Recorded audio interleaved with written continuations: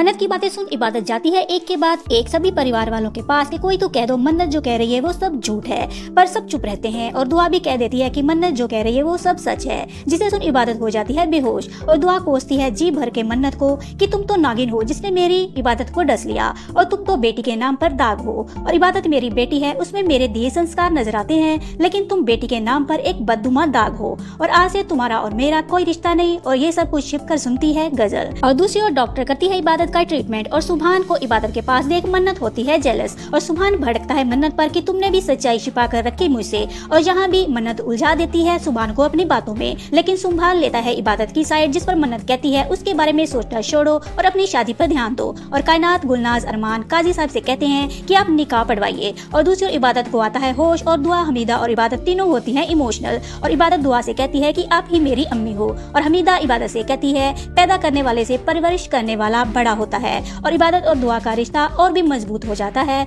और दुआ इबादत से कहती है कि मेरी सगी बेटी गजल बनने पर उतर आई है और तुम उसे रोक सकती हो और मैं और तुम्हारी नानी अम्मी तुम्हारे साथ हैं। और कायनात डालती है जोर काजी साहब पर निकाह करवाने के लिए और तभी इबादत आती है हमीदा और दुआ के साथ और कहती है कि दुनिया में कोई भी ईमान वाला काजी मन्नत और सुभान का निकाह नहीं पढ़वा सकता।